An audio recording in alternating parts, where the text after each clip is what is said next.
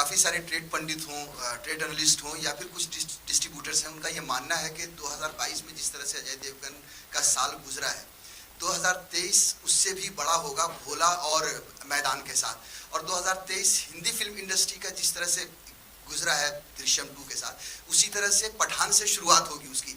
आप क्या मानते हैं इन तीनों फिल्मों को लेकर, आपके लिए या हिंदी फिल्म इंडस्ट्री के लिए? जिस तरह ये सब मेरे लिए नहीं, जब दृश्यम भी रिलीज हुई और जब सुपर हिट हो गई तो मैं लोगों से यही कहता था कि ऐसी और 3-4 फिल्में हमारी इंडस्ट्री में चाहिए, सुपर हिट हो रहा लगातार, ताकि एक जो पैंडेमिक के बाद एक जो ठंडा हो गया था मामला, ऑडियंस को एक फिर से एक मजा आना शुरू हो और थिएटर में आने की आदत पड़े।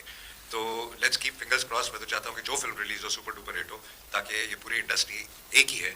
एंड अब जैसे पठान रिलीज हो रही है एंड हम जो भी सुन रहे हैं एडवांस पठान का, इतना फैंटास्टिक आज तक कभी हुआ नहीं। सो मैं दिल से बहुत खुश हूँ और मैं सभी को यही कहता हूँ कि I think we should be very very happy for this.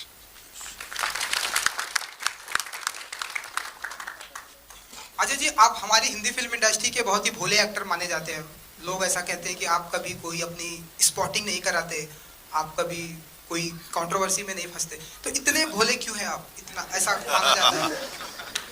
शांति से फिल्में करते हैं, फिर घर चले आते, फिर दूसरी फिल्मों का अनाउंसमेंट करते हैं, वो हिट हो जाती है। आई थिंक काम तो शांति से ही करना चाहिए, क्योंकि स्पॉटिंग करके और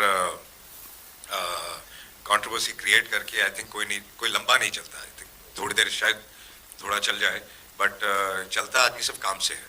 और अगर आपका काम ठीक हो तो फिर आपको खुद बोलने की कोई जरूरत नहीं है। लोग कहते हैं अच्छा है या बुरा है, and this is what I believe in. तो आप अपने काम में ध्यान दीजिए।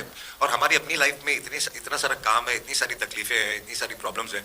दूसरों की लाइफ में घुस के उनके बारे में सोचना, उनके बारे में बातें करना, आई थिंक बेकार है, बहुत बेकार चीज़ है।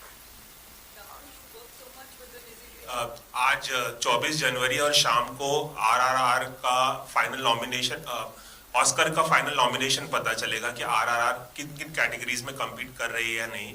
आपने उस फिल्म में एक छोटी सी भूमिका निभाई थी। आप क्या पॉसिबिलिटीज देखते हैं इस फिल्म की, और जो ग्लोबल सक्सेस आरआरआर को मिला है, जिस तरह से वेस्टर्न ऑडियंस प्रभावित हुई है फिल्म से, आप क्या कहना चाहेंगे? जैसे कि मैंने पहले भी कहा कि जब हमारी फिल्में, इंडस्ट्री की फिल्में चलती है, हमें बहुत अच्छा लगता है और बहुत फायदा इंडस्ट्री को होता है। सेम तरीके से I think Rajamouli has taken the film internationally. और आज अगर हम पेपर में स्टेटमेंट्स देख रहे हैं, जेम्स कैमरॉन और ये सब जो इस फिल्मों के बाद, तो हमारी इंडस्ट्री एक रिकग्नाइज की जा रही है, जो कि बहुत ही बड़ी बात है। And it's we feel proud. So it's a great feeling and I am just keeping my fingers cross के जितने नॉमिनेशन मिले और जितने अवार्ड वो जीते, आई थिंक बहुत ही अच्छा होगा हमारे लिए। We have two seen, more questions, Sir, we have seen one a very you have break your rule of no kissing scene in the Shivai. So is it possible that we can see somewhere in this? पाप लगेगा अंजने, पाप लगेगा। He is more excited about that. Ji, we'll just take two more.